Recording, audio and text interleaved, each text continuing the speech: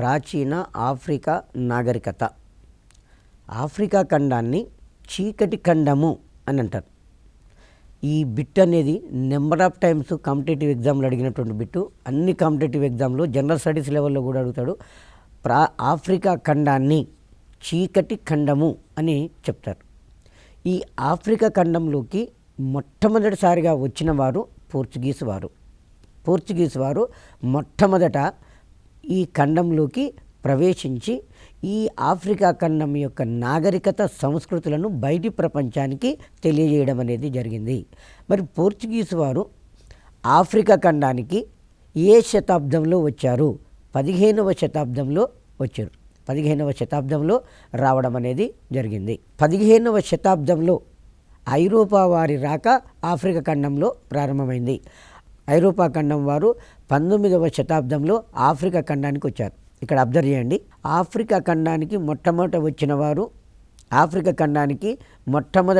వారు పోర్చుగీస్ వారు. ఆ తదంతరము ఇతర యూరప్ దేశస్తులు ఇక్కడికి రావడం అనేది జరిగింది. ఆఫ్రికా ఖండానికి పోర్చుగీస్ వారు ఎప్పుడు వచ్చారు? 15వ శతాబ్దంలో వచ్చారు. ఆఫ్రికా ఖండానికి ఐరోపా వారి రాక మాత్రము 19వ శతాబ్దం నుంచి ప్రారంభం కావడం అనేది జరిగింది. ఆ తర్వాత ఆఫ్రికా ఖండంలో ఇస్లాం మతము అనేది క్రీస్తు శకారంభం నుండి ప్రారంభమైంది. క్రైస్తవ మతము ఆఫ్రికా ఖండంలో క్రీస్తు శకారంభం నుంచే ప్రారంభం కావడం అనేది జరిగింది. తర్వాత ఇస్లాం మతము ఆఫ్రికా ఖండంలో క్రీస్తు శకము 8వ శతాబ్దం నుండి 16వ శతాబ్దం వరకు విస్తరించింది. ఎక్కడి వరకు? సుడాన్ ప్రాంతాల వరకు ఇది విస్తరించింది. ఆఫ్రికా ఖండంలో ప్రధానంగా 2 మతాలు విస్తరించినవి. ఒకటి క్రైస్తవ మతము, 2 ఇస్లాం మతము. క్రైస్తవ మతము క్రీస్తు శక ప్రారంభం నుండి విస్తరించింది. ఇస్లాం మతం అనేది క్రీస్తు శకం 8వ శతాబ్దం నుండి 16వ శతాబ్దం వరకు విస్తరించింది. సుడాన్ అనే ప్రాంతాల వరకు ఈ మతం అనేది విస్తరించింది. ఆఫ్రికా ఖండంలో ప్రజలు మాట్లాడే ప్రముఖమైన భాషలు 3 ఉన్నాయి. ఒకటి సుడానిక్, 2 బంటు, 3 సెమిటిక్ అనే భాషలు మాట్లాడతారు. సుడానిక్, బంటు, సెమిటిక్ అనే భాషలను ప్రాచీన ఆఫ్రికా ఖండంలో ప్రజలు మాట్లాడే ముఖ్యమైన భాషలు. తర్వాత మొట్టమొదటి మేధావి మానవుడు హోమోసేఫియన్ అంటాం. ఆధునిక మానవునికి సమీప పూర్వీకుడు హోమోసేఫియన్స్ అంటాం. ఆ ఆధునిక మానవుడు ఆఫ్రికా ఖండంలో జన్మించాడు. ఇక్కడ మనం ఒక 2 విషయాలు ప్రధానంగా గుర్తుపెట్టుకోవాలి. మానవ నాగరికత ప్రారంభమైంది ఆసియా ఖండంలో. మొట్టమొదటి మానవ నాగరికత మెసపటేమియా నాగరికత. మొదటి మేధావి మానవుడు పుట్టింది ఆఫ్రికా ఖండంలో. ఆఫ్రికా ఖండంలో. కానీ ఆఫ్రికా ఖండాన్ని ఏమంటాము? చీకటి ఖండము అని చెప్తాం. ఎందుకు అంటే దాదాపు ఇది 18వ శతాబ్దం వరకు యూరప్ దేశస్తులకు సరిగ్గా ఈ ఖండం గురించి అవగాహన లేదు. కాబట్టి దీన్ని చీకటి ఖండము అని చెప్పి పిలుచుకోవడం అనేది జరిగింది. మనకు మొదటి మేధావి మానవుడు ఏ ఖండంలో ఉద్భవించాడు? ఆఫ్రికా ఖండంలో ఉద్భవించాడు. ఆధునిక మానవునికి సమీప పూర్వీకుడు హోమోసేఫియన్స్ అని చెప్పడం అనేది జరిగింది. మరి ఈ ఆఫ్రికా ఖండంలో ప్రముఖమైనటువంటి దేశము ఈజిప్టు దేశం. ఆఫ్రికా ఖండంలో ప్రముఖమైన దేశము ఈజిప్టు దేశము. ఇక్కడ ఈ ఈజిప్టు దేశంలో 10,000 సంవత్సరాల పూర్వము మేరో నగరము రాజధానిగా కుష్ సామ్రాజ్యం అనేది ఏర్పడింది. ఆఫ్రికా ఖండంలోని ఈజిప్టు దేశంలో 10,000 సంవత్సరాల పూర్వము మేరో నగరము రాజధానిగా కుష్ సామ్రాజ్యం అనేది ఏర్పడింది. ఆఫ్రికా ఖండంలో ఈజిప్టు దేశంలో ఏర్పడిన నాగరికత కుష్ నాగరికత అని చెప్పేస్తాం. మేరో నగరము సమీపంలో ఇనుప గనులు ఎక్కువగా ఉండటం వల్ల దీన్ని ఏమన్నామంటే మధ్య ఆఫ్రికాలో గల 2వ బర్మింగ్హామ్ అని పిలుచుకోవడం అనేది జరిగింది. బర్మింగ్హామ్ అనేది ఇంగ్లాండ్ దేశంలో ఉన్నటువంటి ప్రాంతము.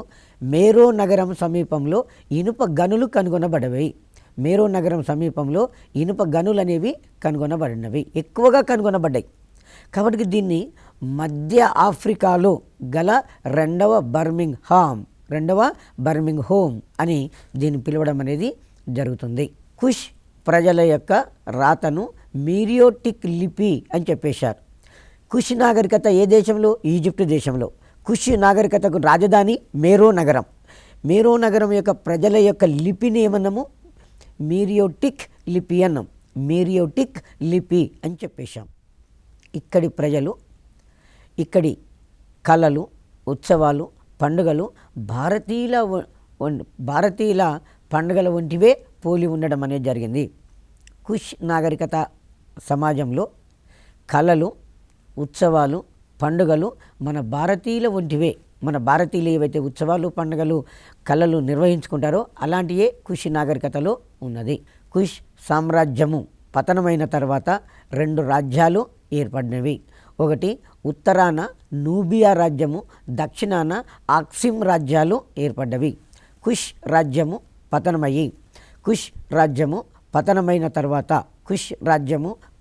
తర్వాత ఈ కుష్ సామ్రాజ్యం ఉత్తరం వైపున ఒక రాజ్యం నూబియా రాజ్యము, దక్షిణ వైపున ఆక్సమ్ రాజ్యం అనే 2 నూతన రాజ్యాలు ఏర్పడ్డవి. నూబియా రాజ్యము, ఆక్సమ్ రాజ్యాలు ఏర్పడ్డవి. నూబియా, ఆక్సిమ్ రాజ్యాలు క్రీస్తు శకము 4వ శతాబ్దంలో క్రైస్తవ మతాన్ని స్వీకరించినవి. ఎందుకంటే క్రైస్తవ మతము ఆఫ్రికా ఖండంలో క్రీస్తు శక ప్రారంభం నుండే ఇది ప్రారంభం కావడం అనేది జరిగింది. నూబియా రాజ్యము, ఆక్సిమ్ రాజ్యాలు క్రీస్తు శకం 4వ శతాబ్దంలోనే క్రైస్తవ మతాన్ని స్వీకరించినవి. నూబియా రాజ్యము క్రీస్తు శకము 13వ శతాబ్దంలో ఇస్లాం మతాన్ని స్వీకరించింది. నూబియా రాజ్యము క్రీస్తు శకము 13వ శతాబ్దంలో ఇస్లాం మతాన్ని స్వీకరించింది. దీన్ని మనం మైండ్లో పెట్టుకోవాలి. కుష్ సామ్రాజ్యము పతనమైన తర్వాత 2 రాజ్యాలు ఏర్పడ్డవి. నూబియా రాజ్యము, ఆక్సిమ్ రాజ్యాలని 2 రాజ్యాలు ఏర్పడ్డవి. 2 రాజ్యాలు ప్రారంభంలో క్రైస్తవ మతాన్ని స్వీకరించినవి. కానీ నూబియా రాజ్యం అనేది క్రీస్తు శకము 13వ శతాబ్దంలో ఇస్లాం మతాన్ని స్వీకరించడం అనేది జరిగింది. ఆక్సిమ్ రాజ్యం నందు అదీనా ఓడరేవు. ఇక్కడ నుండి భారతదేశము, గ్రీకు దేశాలతోటి వ్యాపారము జరిగేది. ఆక్సిమ్ రాజ్యం నందు ఓడరేవు అదీనా. స్కూల్ అసిస్టెంట్లకు చాలా ఇంపార్టెంట్ అండి. ఆక్సిమ్ రాజ్యం నందు ముఖ్య ఓడరేవు అదీనా. ఈ అదీనా ఓడరేవు నుండి భారతదేశము, గ్రీకు దేశాలతోటి ఈ ఆక్సిమ్ రాజ్య ప్రజలు వర్తక వ్యాపారాన్ని నిర్వహించేవారు. ఆక్సిమ్ రాజ్యం దక్షిణానికి విస్తరించడం వలన దీనిని ఇప్పుడు ఇథోపియా అని పిలుస్తున్నాం. ఆక్సిమ్ రాజ్యం అనేది దక్షిణానికి విస్తరించడం వలన దీన్ని ఇప్పుడు మనం ఏమని పిలుస్తున్నామంటే ఇథోపియా అని పిలుస్తున్నాం. ఆక్సిమ్ రాజ్యాన్ని ఏమంటున్నాము? ఇథోపియా అని పిలవడం అనేది జరుగుతుంది. బైబిల్లో ప్రస్తావించిన షీదా రాజ్యము ఇథోపియా అని, షీదారాని సాలమన్ రాజును దర్శించనని ప్రస్తావన బైబిల్లో మనకు కనిపిస్తుంది. బైబిల్లో ప్రస్తావించినటువంటి షీదా రాజ్యము దాన్ని ఇప్పుడు ఏమని పిలుస్తున్నామంటే ఇథోపియా అని పిలుస్తున్నాం. బైబిల్లో ఏమన్నారు? షీదా రాజ్యం అన్నాం. ప్రస్తుతం ఏమన్నాము? ఇథోపియా అన్నాం. ఈ షీదా రాణి సాలమన్ రాజును దర్శించనని ప్రస్తావన మనకు బైబిల్లో ఉన్నది. బైబిల్లో ఈ ప్రస్తావన కనిపిస్తుంది. ఆక్సిమ్ వారి యొక్క కట్టడాలు కేవలము రాతి కట్టడాలు మాత్రమే. ఆక్సిమ్ వారి యొక్క కట్టడాలు కేవలము రాతి కట్టడాలుగా చెప్తాం. ఆక్సిమ్ సోమాలియా తీర ప్రాంతాలు సుగంధ ద్రవ్యాలకు ప్రసిద్ధి చెందినవి.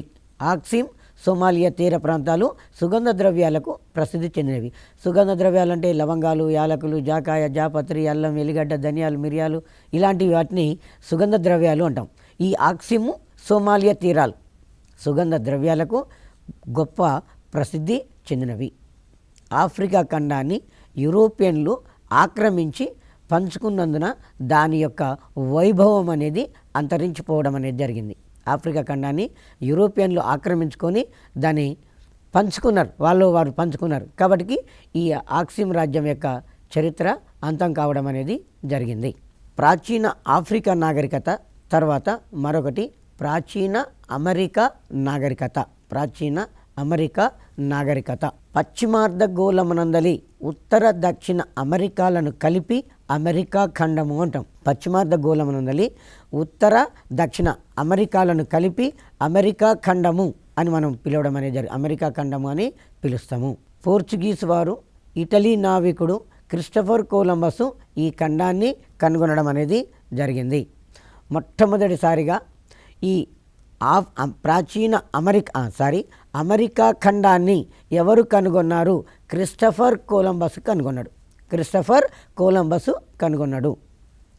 ఈ క్రిస్టఫర్ కొలంబస్ ఎవరు అంటే ఇటలీ దేశానికి చెందిన నావికుడు. మనకు 1453 సంవత్సరంలో కాన్స్టాంటినోపుల్ పతనమైన తర్వాత క్రీస్తు శకము 1453 సంవత్సరంలో కాన్స్టాంటినోపుల్ పతనమే ఐరోపా ఖండంలో ఆధునిక యుగం ప్రారంభం కావడం అనేది జరుగుతుంది. సో ఈ కాన్స్టాంటినోపుల్ పతనం కావడం వలన ఐరోపా ఖండంలో ఆధునిక యుగం ప్రారంభమయ్యి పోర్చుగల్ దేశము, స్పెయిన్ దేశము భూగోళ అన్వేషణలకు పోటీలు పడడం అనేది జరిగింది. పోర్చుగల్ అండ్ స్పెయిన్ దేశం భూగోళ అన్వేషణలో పోటీలు పడ్డ దేశాలు.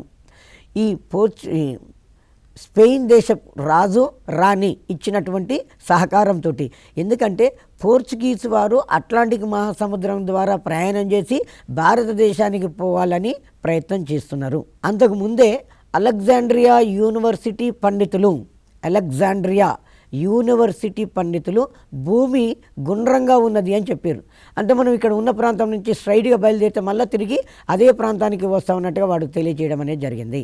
సో కాబట్టి ఈ క్రిస్టఫర్ కొలంబస్ స్పెయిన్ దేశపు రాజు ఫెర్డినాండో ఇసబెల్లా, రాజు పేరు ఫెర్డినాండో, రాణి పేరు ఇసబెల్లా, వారి యొక్క సహకారంతో ఫెర్డినాండో ఇసబెల్లా సహకారంతో అట్లాంటిక్ మహాసముద్రంలో పశ్చిమ వైపు ప్రయాణం చేస్తే నేను భారతదేశానికి పోతాను అని తను భావించాడు. సో ఆ విధంగా అట్లాంటిక్ మహాసముద్రంలో పశ్చిమ వైపు ప్రయాణం చేసుకుంటూ వెళ్ళి ఈ ఉత్తర అమెరికాకు దక్షిణ అమెరికాకు మధ్యన ఉన్నటువంటి ఇండీస్ దీవులను చేరుకొని ఆయన నేను భారతదేశానికి పోయినా అని చెప్పి కొలంబస్ భావించాడు. ఎప్పుడు జరిగింది సంఘటన అంటే ఇది దాదాపు 1492 సంవత్సరంలో జరిగింది. 1492 సంవత్సరంలో ఈ సంఘటన జరిగింది. తదంతరము ఇటలీ దేశానికి చెందిన అమెరిగో వెస్పూచి అనే అతను కొలంబస్ కనుగొన్నది భారతదేశం కాదు, ప్రపంచానికి తెలియనటువంటి ఒక నూతన ఖండం అని చెప్పి ఆ కొలంబస్ కనుగొన్న ఖండం గురించి పూర్తిగా తెలుసుకొని యూరప్ దేశస్తులకు తెలియజేయడం అనేది జరిగింది. ఈ విధంగా కొలంబస్ కనుగొన్న ప్రాంతానికి అమెరికా ఖండం అనే పేరు వచ్చింది. ఇక్కడ ఎగ్జామ్లో ఏం క్వశ్చన్ అడుగుతాడు అంటే అమెరికా ఖండాన్ని ఎవరు కనుగొన్నారు? క్రిస్టఫర్ కొలంబస్ కనుగొన్నాడు. తర్వాత ఎవరి పేరు మీదుగా అమెరికా అనే పేరు వచ్చింది? అమెరిగో వెస్పూచి పేరు మీదుగా అమెరికా ఖండము అనే పేరు రావడం అనేది జరిగింది. భూమధ్య రేఖ దక్షిణ అమెరికా ఖండం యొక్క ఉత్తరం వైపున పోతుంది కాబట్టి దీన్ని దాని పైన ఉన్న భాగాన్ని ఉత్తర అమెరికా, కింద ఉన్న భాగాన్ని దక్షిణ అమెరికా అని చెప్పడం అనేది జరిగింది. అమెరిగో వెస్పూచి వలన అమెరికా ఖండం అనే పేరు రావడం అనేది జరిగింది. ఈ అమెరికా ఖండానికి 20,000 సంవత్సరాల పూర్వము మానవుడు సైబీరియా ప్రాంతం నుండి ఇక్కడికి వచ్చినట్లు తెలుస్తుంది. కొన్ని ఆధారాలు మనకు తెలుస్తుంది. అమెరికా ఖండానికి మానవుడు ఎక్కడ నుండి వలస వచ్చాడు? సైబీరియా ప్రాంతం నుండి వలస వచ్చాడు. 20,000 సంవత్సరాల పూర్వము మానవుడు ఇక్కడికి వలస రావడం అనేది జరిగింది. మరి ప్రాచీన అమెరికాలో 3 ముఖ్యమైనటువంటి నాగరికతలు ఉన్నవి. 1 మాయా నాగరికత, 2 అజటెక్స్ నాగరికత, 3 ఇన్కాస్ నాగరికత. మాయా నాగరికత, అజటెక్స్ నాగరికత, ఇన్కాస్ నాగరికత అని చెప్పేసి 3 ముఖ్యమైనటువంటి నాగరికతలు ఈ మనకు అమెరికా ఖండంలో ఉన్నవి. మరి అమెరికా ఖండాన్ని ఎవరు కనుగొన్నారు? కొలంబస్. ఎవరి పేరు మీద వచ్చింది? అమెరిగో వెస్పూచి వలన. మానవుడు ఏ ఖండం నుంచి ఎక్కడి నుంచి ఇక్కడికి వచ్చాడు? సైబీరియా ప్రాంతం నుంచి ఇక్కడికి వచ్చాడు. మరి అమెరికా ఖండంలో ఎన్ని నాగరికతలు ఉన్నాయి?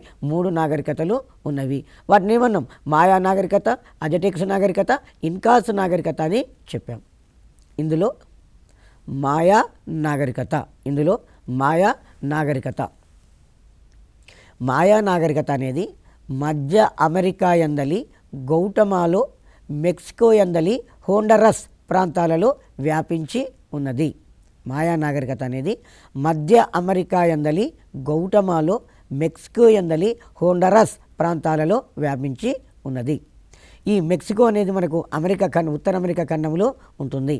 మధ్య అమెరికాలోని గౌటమాలో, మెక్సికో దేశంలో హోండరస్ పర్వత ప్రాంతాలలో ఈ నాగరికత వ్యాపించి ఉన్నది.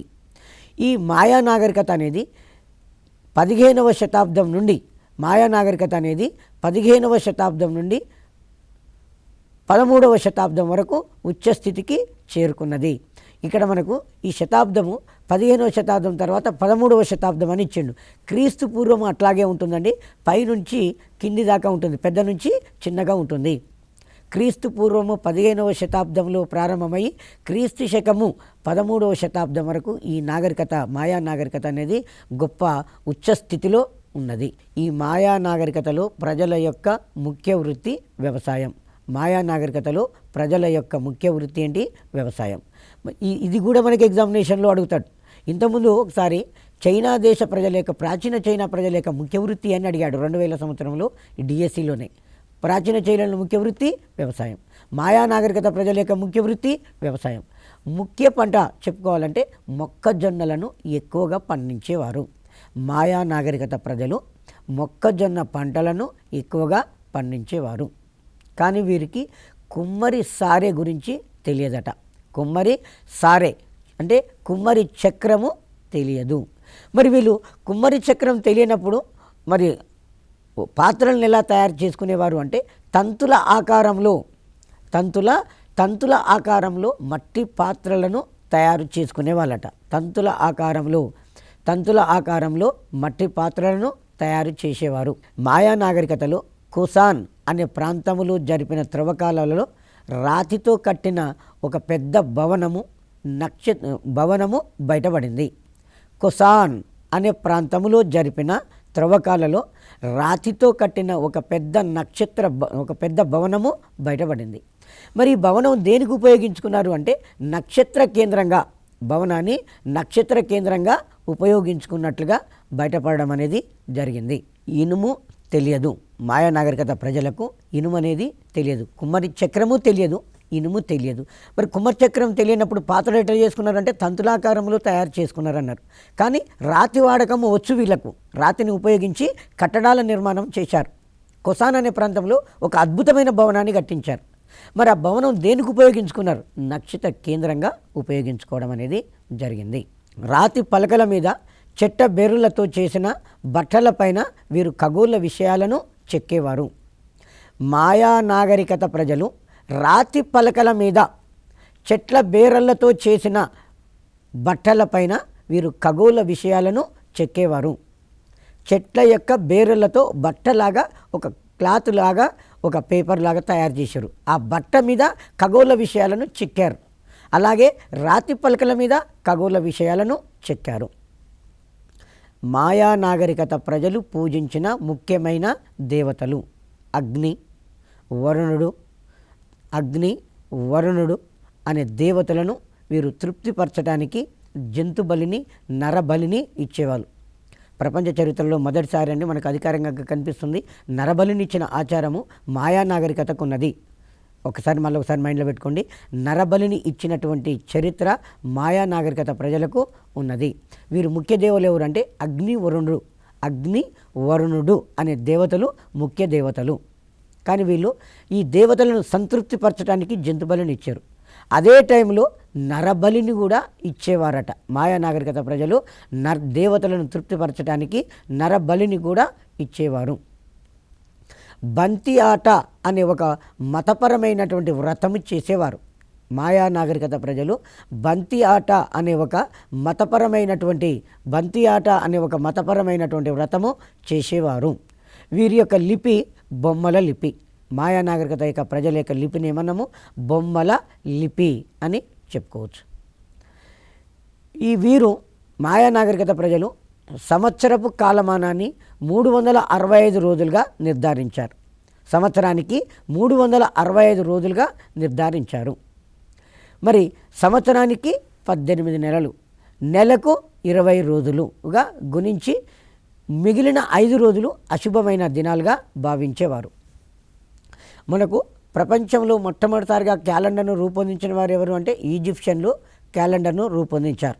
కాలమానాన్ని సంవత్సరాలుగా, సంవత్సరాన్ని నెలలుగా, నెలలను వారాలుగా, వారాలను రోజులుగా, రోజుకి 24 గంటలుగా ప్రపంచంలో మొట్టమొదటిసారిగా ఈజిప్షియన్లు క్యాలెండర్ను రూపొందించారు. అదేవిధంగా మాయా నాగరికత ప్రజలు కూడా క్యాలెండర్ను తయారు చేశారు.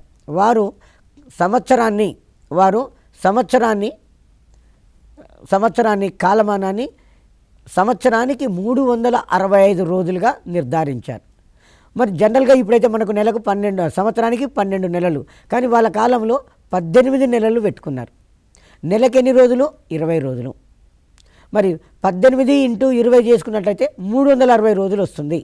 మిగిలిన 5 రోజులను అశుభమైన దినాలుగా భావించే వాళ్ళట. మరి వీరు పంచాంగాన్ని కూడా తయారు చేశారు. పంచాంగాన్ని కూడా తయారు చేసుకోవడం అనేది జరిగింది మాయా నాగరికత ప్రజలు. క్రీస్తు శకము 9వ శతాబ్దంలో విభిన్న తెగల దాడుల వలన మాయా నాగరికత అనేది అంతరించింది. క్రీస్తు శకము 9వ శతాబ్దంలో మాయా నాగరికత అంతరించిపోవడం అనేది జరిగింది. మాయా నాగరికత మధ్య అమెరికా యందలి, హోండరాసు, మెక్సికో ప్రాంతాలలో ఈ నాగరికత అనేది వర్ధిల్లింది. మాయా నాగరికత తర్వాత రెండవ నాగరికత ఇన్కాస్ నాగరికత. మాయా నాగరికత తర్వాత రెండవది ఇన్కాస్ నాగరికత అని చెప్పేస్తున్నాం. ఈ ఇన్కాస్ నాగరికత దక్షిణ అమెరికా యందలి యాండీస్ పర్వత ప్రాంతాలలో గల ఈక్విడార్, పెరు, చిలీ ప్రాంతాలలో విస్తరించి ఉన్నది. ఇన్కాస్ నాగరికత దక్షిణ అమెరికా యందలి యాండీస్ పర్వతాలలో, ప్రపంచంలో పొడవైన పర్వతాలు యాండీస్ పర్వతాలు, యాండీస్ పర్వతాలు. ఈ యాండీస్ పర్వతాలలో ఈక్వెడారు, పెరు, చిలీ దేశాలు ఉన్నాయి. ఈ ఈక్విడార్, పెరు, చిలీ దేశాలలో 1415 సంవత్సరంలో ఇన్కాస్ నాగరికత ఏర్పడింది. ఇన్కాస్ నాగరికత ఇప్పుడు ఏర్పడింది 1415 సంవత్సరంలో ఇన్కాస్ నాగరికత అనేది ఏర్పడింది. ఇన్కాస్ అనేది పెద్ద సామ్రాజ్యం. ఇన్కాసు పెద్ద సామ్రాజ్యంగా చెప్పుకోవచ్చు. పెరు దేశంలోని కజో ఈ సామ్రాజ్యానికి రాజధాని. పెరు దేశమునందలి కజో ఈ రాజ్యానికి రాజధాని. ఇన్కాస్ నాగరికతకు రాజధాని కజో. కజో ఎక్కడున్నది? పెరు దేశంలో ఉన్నది. కజో ఎక్కడున్నది? పెరు దేశంలో ఉన్నది. ఈ ఇన్కాస్ నాగరికత ప్రజలు భవన నిర్మాణానికి రాతిని మాత్రమే ఉపయోగించారు. ఇన్కాస్ నాగరికత ప్రజలు భవన నిర్మాణానికి రాతిని మాత్రమే ఉపయోగించడం అనేది జరిగింది. ఇక్కడి సామాన్య ప్రజలు ఇండ్లు మాత్రము మట్టితో చేసిన ఎండిన ఇటుకలతో కట్టుకునేవారు. ఇన్కాస్ నాగరికత ప్రజలు, సామాన్యమైన ప్రజలు ఎండిన ఇటుకలను తయారు చేసి దానితోటి తమ ఇండ్లను నిర్మించుకోవడం అనేది జరిగింది. ఆ తర్వాత నీటిపారుదల సౌకర్యాలను ఏర్పాట్లు చేయడంలో వీరికి గల ప్రతిభ చాలా ఎక్కువ. ప్రపంచంలో అన్ని రాజవంశాలు కూడా దాదాపుగా వ్యవసాయ అభివృద్ధి కొరకు నీటిపారుదల సౌకర్యాలను ఏర్పాటు చేశారు. కానీ ఈ ఇన్కాస్ నాగరికత ప్రజలకు మాత్రము నీటిపారుదల సౌకర్యాలను ఏర్పాటు చేసుకోవడంలో ఎక్కువ ప్రతిభావంతులుగా చెప్పుకోవడం అనేది జరిగింది. వీరికి ప్రతిభ అనేది చాలా ఎక్కువగా ఉన్నది. జొన్న, బంగాళదుంపలు, గెనుసుగడ్డలు ముఖ్యమైనటువంటి పంటలు. ఇన్కాస్ నాగరికత ప్రజలు పండించిన పంటలు జొన్న, బంగాళదుంపలు, గెనుసుగడ్డలు. జొన్న, బంగాళదుంపలు, గెనుసుగడ్డలు వీరి యొక్క ముఖ్యమైనటువంటి పంటలు. మరి వీరికి లిపి అనేది తెలియదు. మాయా నాగరికత ప్రజలకు ఇన్కాస్ నాగరికత ప్రజలకు లిపి తెలియదు. కృపు పద్ధతిలో అక్షరాలను మననం చేసుకునేవారట. కృపు పద్ధతిలో అక్షరాలను మననం చేసుకోవడం అనేది జరిగింది. వీరికి వైద్య విద్య శస్త్రచికిత్సల గురించి కూడా తెలుసు. వైద్య విద్య మరియు శస్త్రచికిత్సలు అవి కూడా తెలుసు. కానీ లిపి లేదు.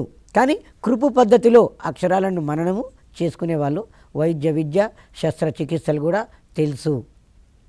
1532 సంవత్సరంలో స్పెయిన్ వారు దండయాత్రలు చేయడం వలన ఈ రాజ్యం అనేది అంతరించింది. ఎవరు చేశారంటే స్పెయిన్ దేశానికి చెందిన ఫ్రాన్సిస్కో సిజ్జార్ అనే వ్యక్తి ఫ్రాన్సిస్కో సిజ్జార్ నాయకత్వంలో 1532లో స్పెయిన్ వారు ఇన్కాస్ రాజ్య నాగరికత మీద దాడి చేసి ఆ నాగరికతను ఆక్రమించారు. ఈ విధంగా మనకు ఈ నాగరికత ఇన్కాస్ నాగరికత మీద స్పెయిన్ దేశం వారి యొక్క ఆధిపత్యము పెరిగిపోయింది. మూడవ నాగరికత అజటెక్స్ నాగరికత. మూడవ నాగరికత ఏంటిది? అజటెక్స్ నాగరికత. అజటెక్స్ జాతి ప్రజలను టెన్కోస్ అని పిలుస్తారు. టెన్కోస్ ఇది గతంలో స్కూల్ అసిస్టెంట్లో అడిగాడండి. ఈ క్రింది జాతులలో ఏ జాతి ప్రజలను టెన్కోస్ అని పిలుస్తారు? అజటెక్స్ జాతి ప్రజలను టెన్కోస్ అని పిలుస్తారు. వీరు 14వ శతాబ్దంలో మెక్సికో రాష్ట్రమునందలి టెంకోచిట్లాస్, టాల్చిల్కో నగరాలను రాజధానిగా చేసుకొని పరిపాలించారు. అజటెక్స్ జాతి ప్రజలు క్రీస్తు శకము 14వ శతాబ్దంలో మెక్సికో రాష్ట్రమునందలి టెంకోచిట్లాస్, టాల్చిల్కో నగరాలను రాజధానిగా చేసుకొని పరిపాలించడం అనేది జరిగింది. టెంకోచిట్లాస్, టాల్చిల్కో అజటెక్స్ నాగరికతకు రాజధానులు. వీరికి రాజు, మతాచార్యుడు ఇద్దరు కూడా ఒకటే. రాజు అజటెక్స్ నాగరికత ప్రజలకు రాజు, మతాచార్యుడు ఇద్దరు కూడా ఒకడే ఉండేవాడు. భూస్వాములు, మతాధికారులు, యుద్ధ భటులతో కూడిన ఒక సభ రాజును పరిపాలకునిగా ఎన్నుకునేది. రాజు, మతాచార్యుడు ఒక్కడే అయి ఉండేవాడు. ఈ నాగరికతలో రాజు, మతాచార్యుడు ఒకడే అయి ఉండేవాడు. పైగా భూస్వాములు, మతాధికారులు, యుద్ధ భటులతో కూడిన ఒక సభ. భూస్వాములు, మతాధికారులు, యుద్ధ భటులు కలిసి ఒక సభగా ఏర్పడ్డారు. ఈ సభ ఏం చేసేది? పరిపాలించడానికి రాజును ఎన్నుకోవడం అనేది జరిగింది. వీరి రాజ్యంలో 38 రాష్ట్రాలు ఉండేవి. 38 రాష్ట్రాలు ఉన్నాయి. పంటలకు అధిపతి స్త్రీదేవత. అజటెక్స్ నాగరికత కాలంలో పంటలకు అధిపతి స్త్రీదేవత. సూర్యుడు ప్రధానమైనటువంటి దైవము. వీరి భాషనేమన్నారు అంటే సౌహట్ అని పిలవడం అనేది జరిగింది. చెట్టు బెరడుతో చేసిన కాగితముపై బొమ్మల లిపి రాసేవారు. మాయా నాగరికత ప్రజల యొక్క లిపి బొమ్మల లిపి. అజటెక్స్ జాతి ప్రజల యొక్క లిపి బొమ్మల లిపిగా చెప్పుకుంటాము. ఇక్కడ వీరి భాషనేమన్నారు? సౌహట్ అని పిలిచారు. చెట్టు బెరడుతో చేసిన కాగితము పైన బొమ్మల లిపిని రాసేవారు. లిపి ఏంటిది? బొమ్మల లిపి. వీరి యొక్క క్యాలెండర్ ప్రకారము సంవత్సరానికి 265 రోజులు. జనరల్గా సంవత్సరానికి 365 రోజులు. మనము మాయా నాగరికత కాలంలో తీసుకున్న మాయా నాగరికత కాలంలో కూడా సంవత్సరానికి 365 రోజులు ఉన్నవి. కానీ వాళ్ళు 360 రోజులని తీసుకొని మిగతా 5 రోజులను అశుభ దినాలుగా భావించేవారు. కానీ ఈ అజటెక్స్ నాగరికత కాలంలో క్యాలెండర్ను తీసుకున్నారు. సంవత్సరానికి 265 రోజులు. క్రీస్తు శకము 1519 సంవత్సరంలో స్పెయిన్ వారి యొక్క దండయాత్రల వలన ఈ సామ్రాజ్యము అంతరించింది. చివరికి 1521 నాటికి ఈ నాగరికత అనేది పూర్తిగా అంతరించడం అనేది జరిగింది.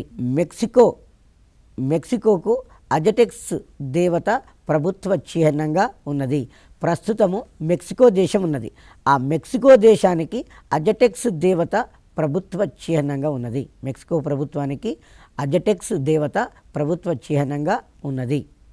వీరు ప్రపంచానికి తెలియని జొన్న, బంగాళదుంప, టొమాటో, గుమ్మడికాయ, అనాస, పొగాకును ప్రపంచానికి అందించారు. ఎవరు? అజటెక్స్ జాతి ప్రజలు. అజటెక్స్ జాతి ప్రజలు ప్రపంచానికి తెలియనటువంటి జొన్నను, బంగాళదుంపను, టొమాటోను, గుమ్మడికాయ, అనాస, పొగాకును మొట్టమొదటిసారిగా ప్రపంచానికి అందించింది అజటెక్స్ జాతి ప్రజలే. అజటెక్స్ దేవత ఇప్పుడు మెక్సికో ప్రభుత్వానికి అధికార చిహ్నంగా అయ్యింది. మెక్సికో దేశానికి అధికార చిహ్నంగా ఉండిపోవడం అనేది జరిగింది. ప్రాచీన అమెరికా నాగరికత, ప్రాచీన ఆఫ్రికా నాగరికత, ప్రాచీన అమెరికా నాగరికతలు అని 2 నాగరికతలు ఉన్నవి. ఇందులో మనకు ప్రధానంగా అమెరికా ఖండాన్ని ఎవరు కనుగొన్నారు, అది ఎప్పుడు ఎగ్జామ్లో అడుగుతున్న క్వశ్చన్. అమెరికా ఖండాన్ని క్రిస్టఫర్ కొలంబస్ కనుగొన్నాడు. ఎవరి పేరు మీదుగా దానికి అమెరికా అనే పేరు వచ్చింది? ఎవరి పేరు మీద అమెరికా అనే పేరు వచ్చిందంటే అమెరిగో వెస్పూచి వలన అమెరికా అనే పేరు వచ్చింది. మరి మనకు అమెరికా ఖండంలో మానవుడు ఎక్కడి నుంచి వలస వచ్చి స్థిరపడ్డాడు? సైబీరియా ప్రాంతం నుంచి 20,000 సంవత్సరాల పూర్వము మానవుడు ఇక్కడికి వచ్చి స్థిరపడడం అనేది జరిగింది. మరి ప్రాచీన అమెరికాలో మనకు ఎన్ని నాగరికతలు ఉన్నాయంటే 3 నాగరికతలు ఉన్నవి. ఇక్కడ 3 నాగరికతలు మాయా నాగరికత, అజటెక్స్ నాగరికత, ఇన్కాస్ నాగరికత అని 3 నాగరికతలు మనకి ఈ సమాజంలో ఉన్నవి. అందులో ప్రధానమైనది మొదటి నాగరికత మాయా నాగరికత. ఈ మాయా నాగరికత అనేది మధ్య అమెరికా ఎందలి గౌటబాలు, మెక్సికో ఎందలి హోండరస్ ప్రాంతాలలో ఏర్పాటు కావడం అనేది జరిగింది.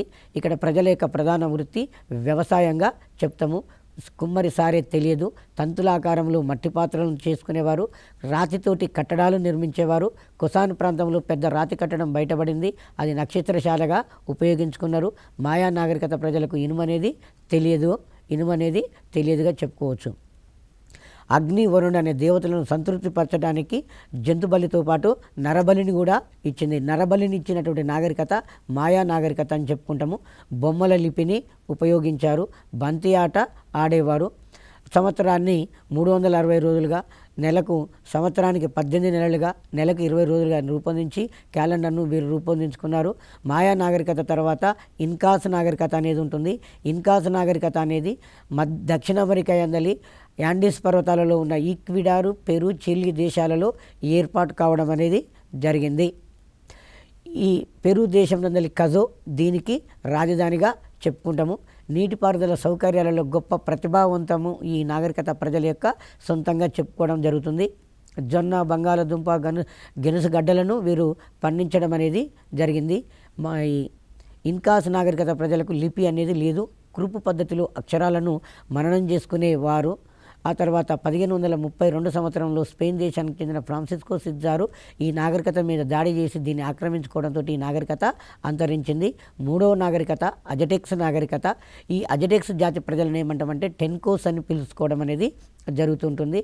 ఈ మెక్సికో రాష్ట్రంలోని టెంకో, చిట్లాసు, టాల్ చిల్కో నగరాలను రాజధానిగా చేసుకొని వీరు పరిపాలించడం అనేది జరిగింది.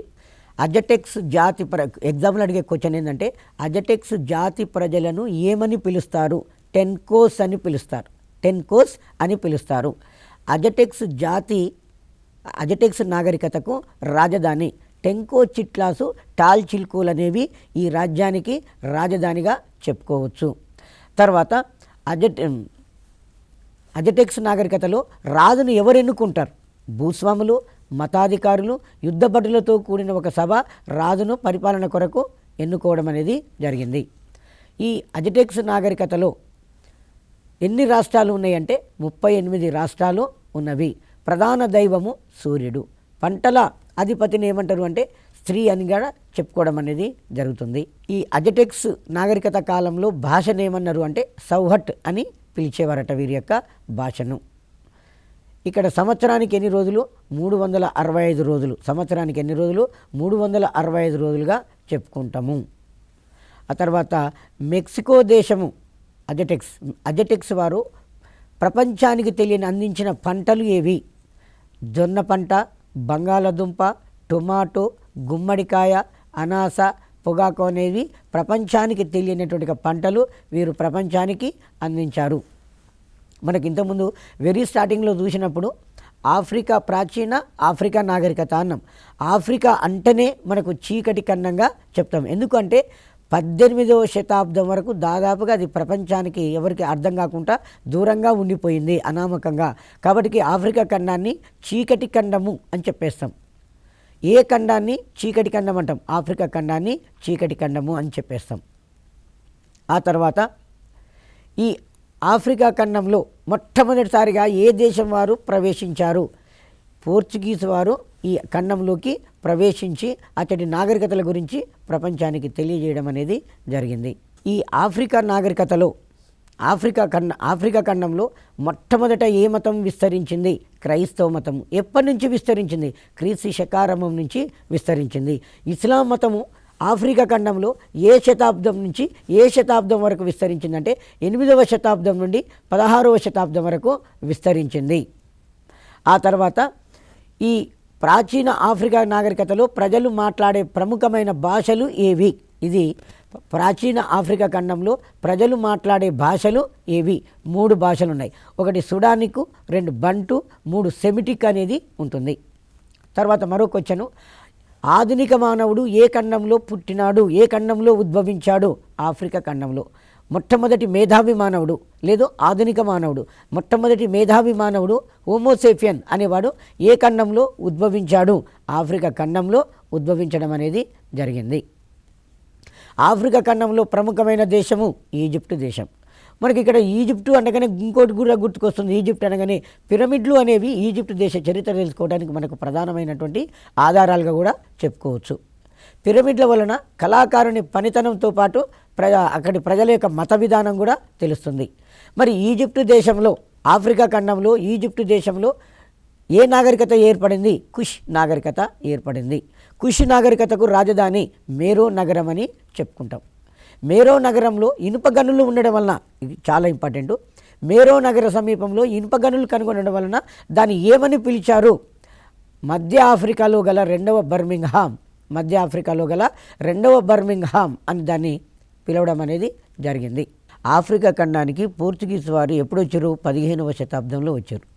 ఆఫ్రికా ఖండానికి ఐరోపా వారి రాక మాత్రము 19వ శతాబ్దం నుంచి ప్రారంభం కావడం అనేది జరిగింది. ఆ తర్వాత ఆఫ్రికా ఖండంలో ఇస్లాం మతము అనేది క్రీస్తు శకారంభం నుండి ప్రారంభమైంది. క్రైస్తవ మతము ఆఫ్రికా ఖండంలో క్రీస్తు శకారంభం నుంచే ప్రారంభం కావడం అనేది జరిగింది. తర్వాత ఇస్లాం మతము ఆఫ్రికా ఖండంలో క్రీస్తు శకము 8వ శతాబ్దం నుండి 16వ శతాబ్దం వరకు విస్తరించింది. ఎక్కడి వరకు? సుడాన్ ప్రాంతాల వరకు ఇది విస్తరించింది. ఆఫ్రికా ఖండంలో ప్రధానంగా 2 మతాలు విస్తరించినవి. ఒకటి క్రైస్తవ మతము, 2 ఇస్లాం మతము. క్రైస్తవ మతము క్రీస్తు శక ప్రారంభం నుండి విస్తరించింది. ఇస్లాం మతం అనేది క్రీస్తు శకం 8వ శతాబ్దం నుండి 16వ శతాబ్దం వరకు విస్తరించింది. సుడాన్ అనే ప్రాంతాల వరకు ఈ మతం అనేది విస్తరించింది. ఆఫ్రికా ఖండంలో ప్రజలు మాట్లాడే ప్రముఖమైన భాషలు 3 ఉన్నాయి. ఒకటి సుడానిక్, 2 బంటు, 3 సెమిటిక్ అనే భాషలు మాట్లాడతారు. సుడానిక్, బంటు, సెమిటిక్ అనే భాషలను ఆ ప్రాచీన ఆఫ్రికా ఖండంలో ప్రజలు మాట్లాడే ముఖ్యమైన భాషలు. తర్వాత మొట్టమొదటి మేధావి మానవుడు హోమోసేపియన్ అంటాం. ఆధునిక మానవునికి సమీప పూర్వీకుడు హోమోసేపియన్స్ అంటాం. ఆ ఆధునిక మానవుడు ఆఫ్రికా ఖండంలో జన్మించాడు. ఇక్కడ మనం ఒక 2 విషయాలు ప్రధానంగా గుర్తుపెట్టుకోవాలి. మానవ నాగరికత ప్రారంభమైంది ఆసియా ఖండంలో. మొట్టమొదటి మానవ నాగరికత మెసపటేమియా నాగరికత. మొదటి మేధావి మానవుడు పుట్టింది ఆఫ్రికా ఖండంలో. ఆఫ్రికా ఖండంలో. కానీ ఆఫ్రికా ఖండాన్ని ఏమంటాము? చీకటి ఖండము అని చెప్తాం. ఎందుకు అంటే దాదాపు ఇది 18వ శతాబ్దం వరకు యూరప్ దేశస్తులకు సరిగ్గా ఈ ఖండం గురించి అవగాహన లేదు. కాబట్టి దీన్ని చీకటి ఖండము అని చెప్పి పిలుచుకోవడం అనేది జరిగింది. మనకు మొదటి మేధావి మానవుడు ఏ ఖండంలో ఉద్భవించాడు? ఆఫ్రికా ఖండంలో ఉద్భవించాడు. ఆధునిక మానవునికి సమీప పూర్వీకుడు హోమోసేపియన్స్ అని చెప్పడం అనేది జరిగింది. మరి ఈ ఆఫ్రికా ఖండంలో ప్రముఖమైనటువంటి దేశము ఈజిప్టు దేశం. ఆఫ్రికా ఖండంలో ప్రముఖమైన దేశము ఈజిప్టు దేశము. ఇక్కడ ఈ ఈజిప్టు దేశంలో 10,000 సంవత్సరాల పూర్వము మేరో నగరము రాజధానిగా కుష్ సామ్రాజ్యం అనేది ఏర్పడింది. ఆఫ్రికా ఖండంలోని ఈజిప్టు దేశంలో 10,000 సంవత్సరాల పూర్వము మేరో నగరము రాజధానిగా కుష్ సామ్రాజ్యం అనేది ఏర్పడింది. ఆఫ్రికా ఖండంలో ఈజిప్టు దేశంలో ఏర్పడిన నాగరికత కుష్ నాగరికత అని చెప్పేస్తాం. మేరో నగరం సమీపంలో ఇనుప గనులు ఎక్కువగా ఉండటం వల్ల దీన్ని ఏమన్నామంటే మధ్య ఆఫ్రికాలో గల రెండవ బర్మింగ్హామ్ అని పిలుచుకోవడం అనేది జరిగింది. బర్మింగ్హామ్ అనేది ఇంగ్లాండ్ దేశంలో ఉన్నటువంటి ప్రాంతము. మేరో నగరం సమీపంలో ఇనుప గనులు కనుగొనబడవి. మేరో నగరం సమీపంలో ఇనుప గనులు అనేవి కనుగొనబడినవి, ఎక్కువగా కనుగొనబడ్డాయి. కాబట్టి దీన్ని మధ్య ఆఫ్రికాలో గల రెండవ బర్మింగ్ హోమ్ అని దీన్ని పిలవడం అనేది జరుగుతుంది. కుష్ ప్రజల యొక్క రాతను మీరియోటిక్ లిపి అని చెప్పేశారు. కుష్ నాగరికత ఏ దేశంలో? ఈజిప్టు దేశంలో. కుష్ నాగరికతకు రాజధాని మేరో నగరం. మేరో నగరం యొక్క ప్రజల యొక్క లిపిని ఏమన్నాము? మీరియోటిక్ లిపి అన్నాం. మీరియోటిక్ లిపి అని చెప్పేశాం. ఇక్కడి ప్రజలు, ఇక్కడి కళలు, ఉత్సవాలు, పండుగలు భారతీయుల పండుగల వంటివే పోలి ఉండడం అనేది జరిగింది. కుష్ నాగరికత సమాజంలో కళలు, ఉత్సవాలు, పండుగలు మన భారతీయుల వంటివే. మన భారతీయులు ఏవైతే ఉత్సవాలు, పండుగలు, కళలు నిర్వహించుకుంటారో అలాంటియే కుష్ నాగరికతలో ఉన్నది. కుష్ సామ్రాజ్యము పతనమైన తర్వాత 2 రాజ్యాలు ఏర్పడినవి. ఒకటి ఉత్తరాన నూబియా రాజ్యము, దక్షిణాన ఆక్సిమ్ రాజ్యాలు ఏర్పడ్డవి. కుష్ రాజ్యము పతనమైన తర్వాత ఈ కుష్ సామ్రాజ్యం ఉత్తరం వైపున ఒక రాజ్యం నూబియా రాజ్యము, దక్షిణ వైపున ఆక్సమ్ రాజ్యం అనే 2 నూతన రాజ్యాలు ఏర్పడ్డవి. నూబియా రాజ్యము, ఆక్సమ్ రాజ్యాలు ఏర్పడ్డవి. నూబియా, ఆక్సిమ్ రాజ్యాలు క్రీస్తు శకము 4వ శతాబ్దంలో క్రైస్తవ మతాన్ని స్వీకరించినవి. ఎందుకంటే క్రైస్తవ మతము ఆఫ్రికా ఖండంలో క్రీస్తు శక ప్రారంభం నుండే ఇది ప్రారంభం కావడం అనేది జరిగింది. నూబియా రాజ్యము, ఆక్సిమ్ రాజ్యాలు క్రీస్తు శకం 4వ శతాబ్దంలోనే క్రైస్తవ మతాన్ని స్వీకరించినవి. నూబియా రాజ్యము క్రీస్తు శకము 13వ శతాబ్దంలో ఇస్లాం మతాన్ని స్వీకరించింది. నూబియా రాజ్యము క్రీస్తు శకము 13వ శతాబ్దంలో ఇస్లాం మతాన్ని స్వీకరించింది. దీన్ని మనం మైండ్లో పెట్టుకోవాలి. కుష్ సామ్రాజ్యము పతనమైన తర్వాత 2 రాజ్యాలు ఏర్పడ్డవి. నూబియా రాజ్యము, ఆక్సిమ్ రాజ్యాలని 2 రాజ్యాలు ఏర్పడ్డవి. 2 రాజ్యాలు ప్రారంభంలో క్రైస్తవ మతాన్ని స్వీకరించినవి. కానీ నూబియా రాజ్యం అనేది క్రీస్తు శకము 13వ శతాబ్దంలో ఇస్లాం మతాన్ని స్వీకరించడం అనేది జరిగింది. ఆక్సిమ్ రాజ్యం నందు అదీనా ఓడరేవు. ఇక్కడ నుండి భారతదేశము, గ్రీకు దేశాలతోటి వ్యాపారము జరిగేది. ఆక్సిమ్ రాజ్యం నందు ఓడరేవు అదీనా. స్కూల్ అసిస్టెంట్లకు చాలా ఇంపార్టెంట్ అండి. ఆక్సిమ్ రాజ్యం నందు ముఖ్య ఓడరేవు అదీనా. ఈ అదీనా ఓడరేవు నుండి భారతదేశము, గ్రీకు దేశాలతోటి ఈ ఆక్సిమ్ రాజ్య ప్రజలు వర్తక వ్యాపారాన్ని నిర్వహించేవారు. ఆక్సిమ్ రాజ్యం దక్షిణానికి విస్తరించడం వలన దీనిని ఇప్పుడు ఇథోపియా అని పిలుస్తున్నాం. ఆక్సిమ్ రాజ్యం అనేది దక్షిణానికి విస్తరించడం వలన దీన్ని ఇప్పుడు మనం ఏమని పిలుస్తున్నామంటే ఇథోపియా అని పిలుస్తున్నాం. ఆక్సిమ్ రాజ్యాన్ని ఏమంటున్నాము? ఇథోపియా అని పిలవడం అనేది జరుగుతుంది. బైబిల్లో ప్రస్తావించిన షీదా రాజ్యము ఇథోపియా అని, షీదారాని సాలమన్ రాజును దర్శించనని ప్రస్తావన బైబిల్లో మనకు కనిపిస్తుంది. బైబిల్లో ప్రస్తావించినటువంటి షీదా రాజ్యము దాన్ని ఇప్పుడు ఏమని పిలుస్తున్నామంటే ఇథోపియా అని పిలుస్తున్నాం. బైబిల్లో ఏమన్నారు? షీదా రాజ్యం అన్నాం. ప్రస్తుతం ఏమన్నాము? ఇథోపియా అన్నాం. ఈ షీదా రాణి సాలమన్ రాజును దర్శించనని ప్రస్తావన మనకు బైబిల్లో ఉన్నది.